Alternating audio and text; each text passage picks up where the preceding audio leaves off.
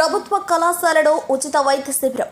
విడవలూరులోని PNR ప్రభుత్వ కళాశాలలో KIMS hospital ఆధ్వర్యంలో శుక్రవారం ఉచిత మెగా వైద్య శిబిరం నిర్వహించారు.